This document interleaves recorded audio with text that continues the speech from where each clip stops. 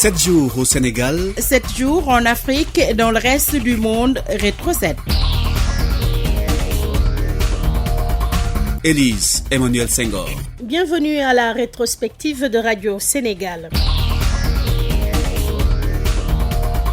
Le président de la République a reçu ce samedi des mains du Premier ministre le rapport sur les concertations sur la lutte contre la vie chère avec les acteurs. Les discussions ont porté sur la validation des propositions de baisse des prix des produits et services de consommation courante au cours d'un conseil national spécial sur la consommation. Le président Macky Sall avait fixé au chef du gouvernement un délai de 2 mois pour rendre le rapport sur les propositions de baisse de certains prix lors de la réunion présidentielle de lancement des concertations le 26 septembre.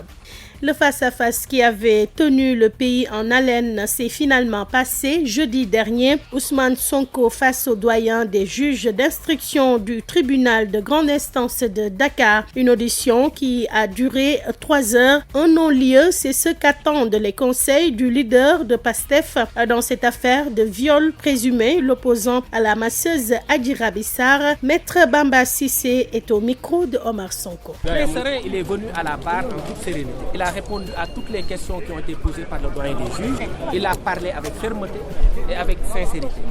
Comme vous le savez, il a donc nié les faits qu'on reprochait.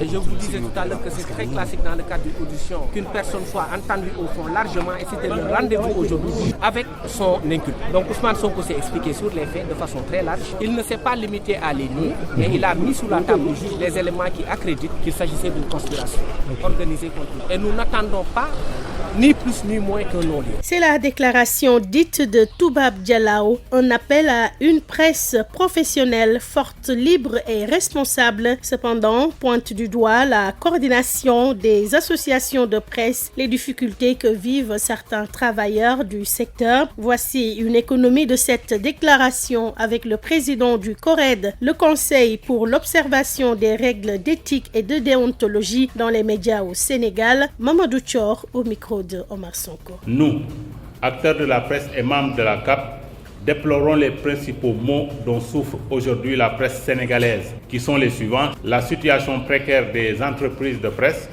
les difficiles conditions de travail et de vie des acteurs des médias, la problématique de la gouvernance des médias publics, les attaques répétées contre les journalistes et les techniciens des médias, les défis et enjeux de la formation des hommes et femmes des médias, la faiblesse de la qualité des contenus dans les médias, le non-respect des règles d'éthique et de déontologie. Ayant évalué le niveau alarmant de la situation dans laquelle évolue la presse sénégalaise, nous, membres de la CAP, appelons les autorités publiques à accompagner les médias pour un environnement plus favorable aux entreprises de presse publiques comme privées. Nous, membres de la CAP, exprimons nos profondes préoccupations par rapport à plusieurs problématiques pour lesquelles il urge de trouver des solutions pertinentes et durables pour une prise en charge efficiente et partagée par les acteurs de la presse et les autorités publiques. Ces préoccupations concernent la nécessaire régulation du secteur par les autorités publiques, notamment concernant le secteur de l'audiovisuel, l'évaluation et la réforme du Code de la presse 5 ans après son adoption, la mise en niveau du cadre légal et réglementaire du secteur de la presse, le financement adéquat des entreprises de presse publiques comme privées, suivant des modèles économiques pertinents et la mutualisation des moyens dans les médias. Les lauréats de la 9e édition de la bourse RFI Ghislaine Dupont, Claude Verlon, connu. Il s'agit de Esther Senpa Black-Semdi, lauréate journaliste camerounaise. Son reportage portait sur les enfants touchés par la maladie d'ichthyose congénitale. Kana Rakoto Malala, lauréat technicien malgache. Le jury l'a distingué pour le choix et la pertinence des ambiances sonores, le rythme et la dynamique insufflées dans son reportage sur la formation des enfants au football. La cérémonie a eu lieu à Dakar. Le compte-rendu, c'est avec Maïmouna Seck. Esther Black-Semdi a été désignée lauréate de la bourse RFI parmi 10 candidats. Camerounaise d'origine, larmes aux yeux, la voix qui tremble, Esther est très émue. Je m'y attendais pas. Esther, l'émotion est là, ça se voit, Justement. ça se sent. Beaucoup. Vous pleurez. Vous êtes émue. Oui, beaucoup. La journaliste lutte contre la stigmatisation des enfants atteints d'ichtyose congénitale, d'où le choix de son sujet. Je voudrais que tous qu'on soit assez tolérants envers ces enfants-là et puis reconnaître qu'ils sont pas différents. Et c'est pas fini car Enin Shoa Rakoto Malala est quant à lui le lauréat technicien de la bourse RFI 2022 malgache d'origine. Son sujet porte sur la formation des enfants au football. C'est une fierté pour moi, pour ma nation, Madagascar. Apolline Verlon, la fille de Claude Verlon, présente à cette 9e édition, condamne l'impunité des crimes commis contre les journalistes. Ça me débecte, ça me dégoûte parce que, je veux dire, ce ne sont pas que des journalistes, ce sont aussi des hommes, des femmes qui avaient des vies à côté et ils étaient passionnés par leur métier. Ainsi, les 2 lauréats vont bénéficier d'une formation d'1 mois à Paris, plus précisément à RFI et à l'Institut national de l'audiovisuel. La bourse RFI Ghislaine Dupont-Claude Verlon a été créée en hommage à nos 2 confrères de Radio France Internationale assassinés le 2 novembre 2013 à Kidal, dans le Nord Mali, où ils étaient en reportage. Rétro 7.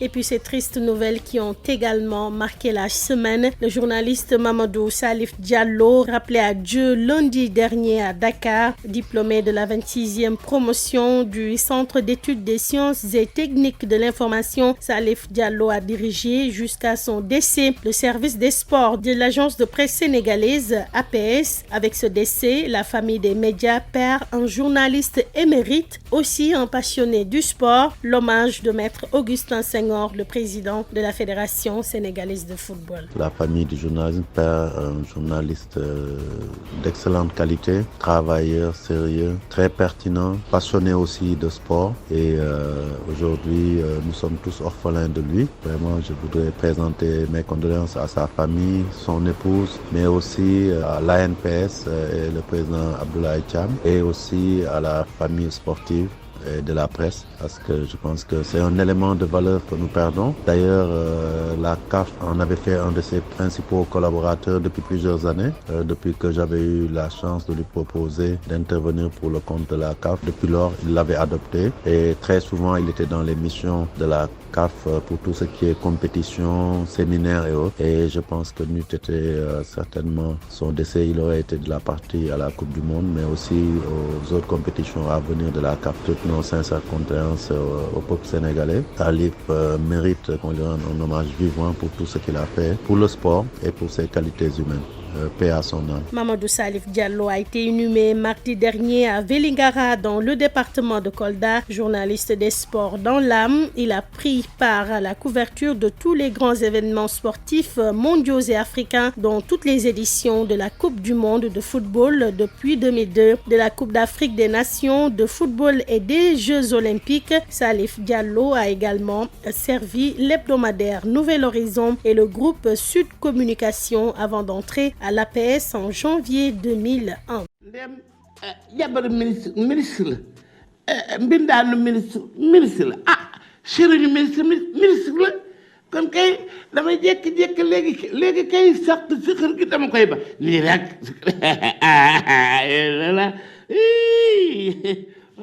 Il nous aura fait vivre beaucoup d'émotions. Bass Diakhaté, artiste comédien, n'est plus. Il est décédé mercredi dernier. Bass Diakhaté, artiste accompli, doublé d'un formateur hors pair, vice-président de l'ARCOTS qui regroupe les artistes comédiens et acteurs du théâtre sénégalais. Fervent mouride, il aura succombé à une maladie.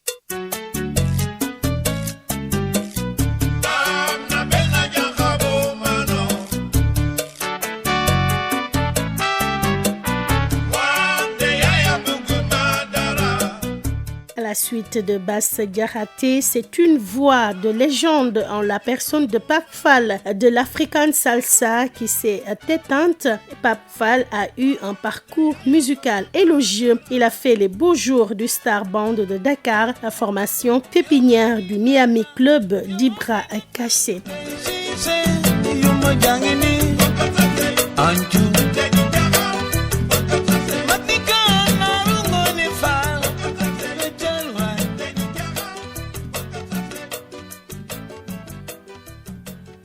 et nous prions pour le repos de leurs âmes. Mesdames, Messieurs, ainsi prend fin cet épisode de Rétro 7. Merci de l'avoir écouté. À la réalisation, Arono Diouf, coordination Demba Malik Mbot, l'équipe digitale Mamadou Diagne et ses collaborateurs. Rétro 7 est disponible sur toutes nos plateformes digitales. Très bon dimanche et passez d'excellents moments en notre compagnie. Rétro 7, l'essentiel de l'actualité de la semaine avec la rédaction de Radio Sénégal.